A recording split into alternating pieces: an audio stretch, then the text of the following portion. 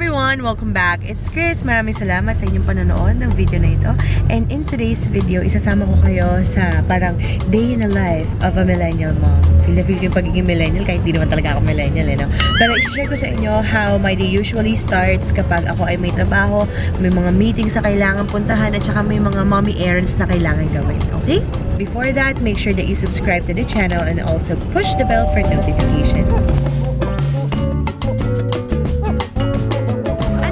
Lang, nandito na ako sa Rockwell kasi meron akong brunch meeting with Snail White. So usually, when I really have to go outside of the house, yun ay sa mga special cases lang na kagaya nito, may meeting or may event. This is an important meeting na kailangan kong puntahan because, you know, I'm a working mom, kaya tara, samahan nyo ako. Dahil dual earners kami ni Daddy Justin, I've already embraced the role of a working mom. And it is not an easy role to play, to be honest. Ang daming priorities and errands na dapat matapos in a day. And kailangan talaga na, alam niyo yun, balansehin ang motherhood and work para everybody is happy. At kahit malayo ako kay Liam, I constantly check kung kamusta siya, nagte-text ako sa nagbabantay sa kanya, like ngayon sa kanyang lola, para panatag ang loob ko kahit malayo ako sa kanya. I also take this time to treat myself sa masarap na brunch para may energy ako buong araw. Tapos na ako ngayon sa meeting ko and I'm on my way home, and dapat talaga didiretso ako ng SM ngayon, sa SM North, kasi meron ako ipapapalit na damit. Pero nakalimutan kong damit. Kaya uwi muna tayo. Susunduin ko din si Liam kasi si Liam din drop off sa lola niya. So kasama natin siya mamaya. Okay. O, di ba nagulat kayo? Iba na ang itsura ni Mommy Chris. Ako ay naka-t-shirt na and I changed into a comfortable skirt. Tapos ako ay nagsuot na ng aking belt pouch from belt pouch fanny pack or wallet belt. Ano ba tawag dyan? Ayan, from Michelle Go.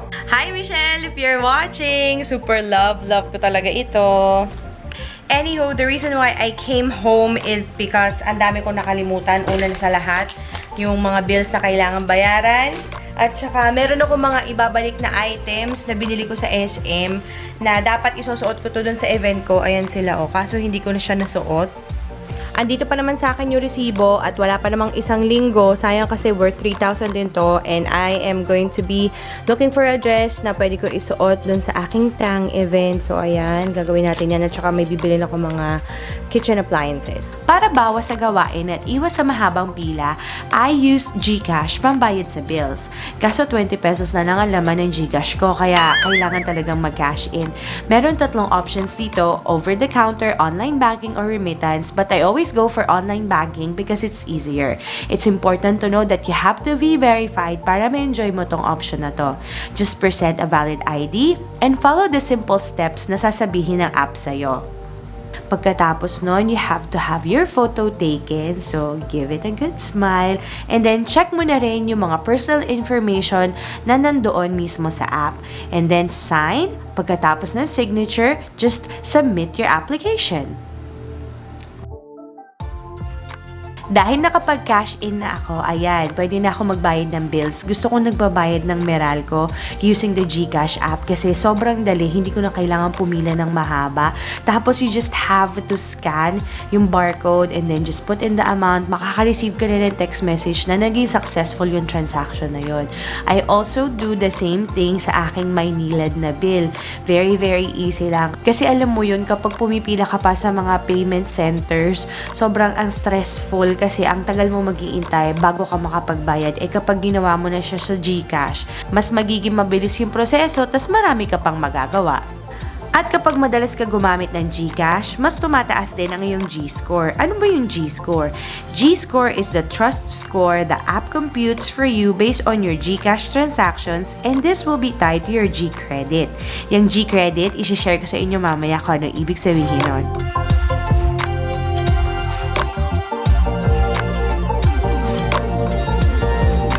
Ayan, nandito na tayo sa SM North. Ito ang pinakamalapit na mall dito sa amin. At ako po ay maghahanap muna ng aking isusuot para dun sa tang event. At saka ipapapalit ko na yung mga clothes na nabili ko noong isang araw. And hopefully, hindi sana ako ma-distract ng mga bagay na hindi ko naman kailangan. May nakita kaming ang cute na una, no? Kuya, magkano paggawa ng ganito? 300.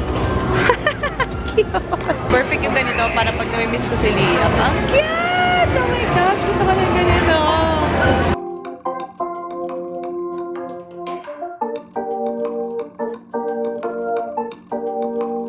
Super sale ngayon sa SM. And nandito ako sa brand na Penny Lane. Penny Lane ba yan? 50%. Oh, ang ganda ng mga dresses nila. So kung gusto niyo yung mga dresses na sinusuot ko, usually, dito ko lang yung kinukuha sa Wear New kasi marami naka-on sale dito ng mga damit na pwede sa ating mga plus size girls. Kasi large ako eh. Large to XL. Pag sinuwerte large, pag di sinuwerte minsan napupunta tayo sa XL.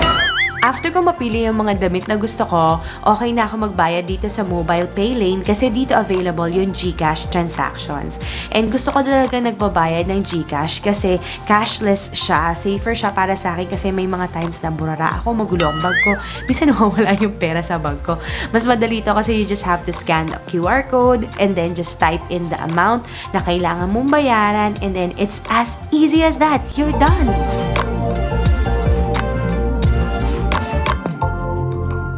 Mayroon pa akong ilang oras bago makauwi si Liam. So, sisingit muna ako ng grocery shopping. Alam nyo naman, eto na yung punto ng araw na mommy duties na tayo. So, kailangan nating gampanan itong mga ganitong klase na responsibilidad.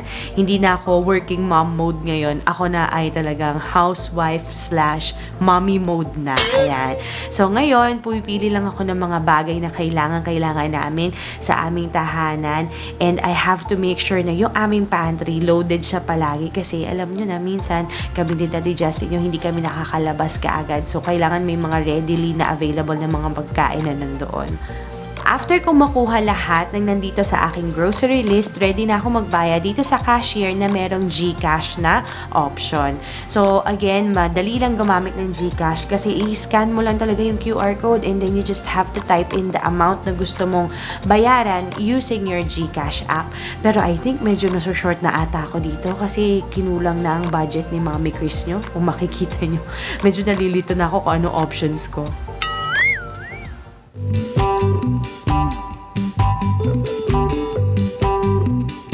At yun na nga, na-short na nga si Mommy Chris ninyo, no? Pero may mga kailangan pa akong bilhin para kay Liam at saka para kay Daddy Justin, kaso kulang na yung aking GCash. At dito na pumapasok yung G-Credit. So, using my G-Credit, makakapagbayad ako and it's the same process din kapag magbabayad ka ng GCash. Just scan the QR code and just type in the amount and pay the total amount using G-Credit. Pero ano bang pinagkaiba ng GCash at ng G-Credit? Ganito lang siya kasimple. Si GCash is the app and G-Credit is the newest feature sa GCash app. With G-Credit, magkakaroon ka ng sarili mong personal revolving credit line na pwede mong gamitin anytime you need. Pwede mo tingnan si G-Credit as a flexible loan. Halimbawa sa mga pagkakataon na na-delay yung sahod mo or naubusan ka ng budget para sa isang bill or para sa isang bagay na kailangan mo talagang bilhin, pwede mong gamitin si G-Credit. You can use G-Credit to shop at QR partner merchants at pwede mo rin itong gamitin para pangbayad ng bills.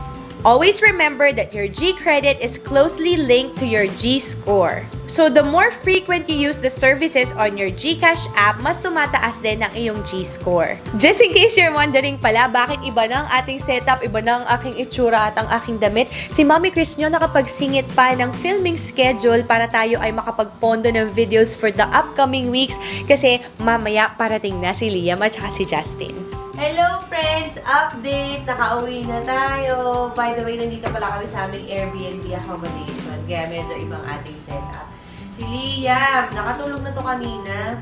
Makakmasin nyo, no? Ayun, no? Pupungas-pungas na ako kasi nagising ako. Kasi nagising si Liam. Ibig sabihin nun, gising tayo lahat! Napagod ako buong araw lang. Ang dami kong kamusta ka naman dati? Pagod din. Pagod din. Naku, ang laking bagay dati, no? Na high-tech na tayo ngayon. High-tech, no, Liam?